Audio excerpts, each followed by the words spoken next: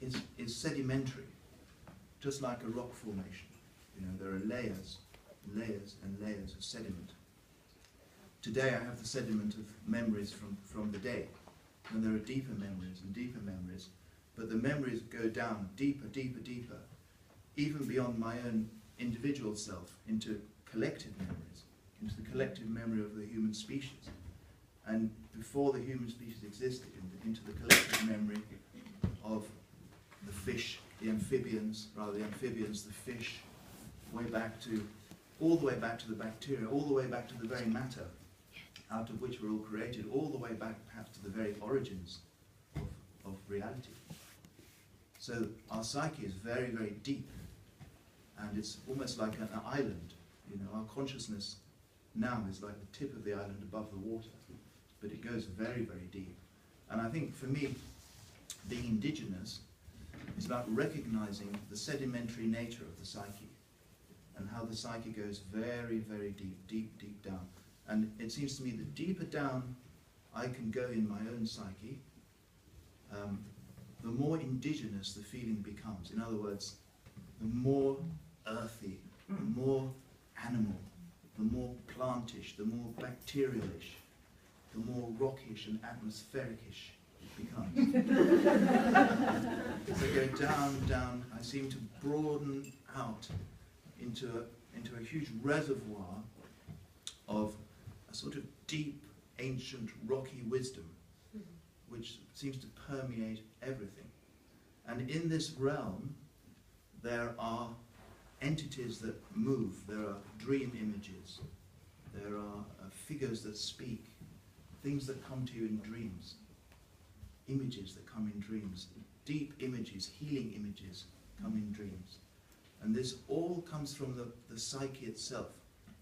Now, I think one aspect of being indigenous, for me, is to allow, to explore those depths and to make a relationship with those depths that are me but beyond me, within my psyche.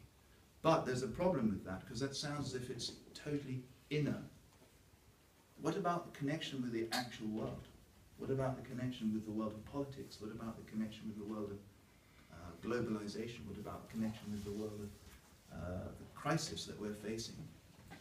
Well, the thing is, of course, that ultimately there is no separation between the psyche and the world. The world is the psyche, and the psyche is the world.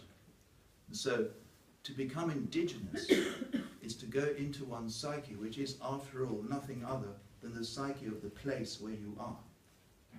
The place where you are is your psyche. I, for example, for many years, wasn't happy about living in Britain, because I was born in Venezuela. I lived in Africa, I lived in India, I spent some time in Australia. I wanted wilderness and sun. And so for many years I suffered from the psychological disease of not being part of the place. And it's taken me many years to heal myself of that. Now I have allowed myself to be part of this place. Here, Devon, wet, rainy, Devon. And what I'm finding is that finally, it's as if the trees speak to me of relief. At last you see us. The rocks say to me, at last you see us. The ocean says to me, at last you hear me, as I truly am. And so to be indigenous is somehow to unite that inner world I spoke of with the world of one's place. Rocks, atmosphere, birds, the wind, the sound of the wind in the trees. That's to be indigenous, to connect all that deep indigeny we have within us psychologically with the wider psyche that is nothing other than our place. So to become indigenous is actually to become local. Truly, truly local. Local to this earth, local to these rocks, local to this storm that's come in from the Atlantic. And then, of course, that becomes a political act. Because if you become local, you have to engage in community. So to be indigenous is to be in community. Community with other humans, with birds, with plants, with animals, with rocks. And community is a political act. What kind of community is consistent with being indigenous? Well, obviously, it's a community of simplicity. It's a community in which we live simply, voluntarily, in order to deepen the psyche, in order to allow the deep psyche to come through each of us. But we can only do that if we're living simple lives, close to each other and close to the earth. So indigeny really is politics, and it's economics. It implies a whole different economics, a whole different politics, to the kind of politics and economics that we now have. So, it was Lawrence van der Post. You know Lawrence van der Post? You know him, of course. Great South African, who said, we need to become modern Bushmen. So each of us has this indigenous personality within us. We all have it. It's part of our human nature. It's given to us.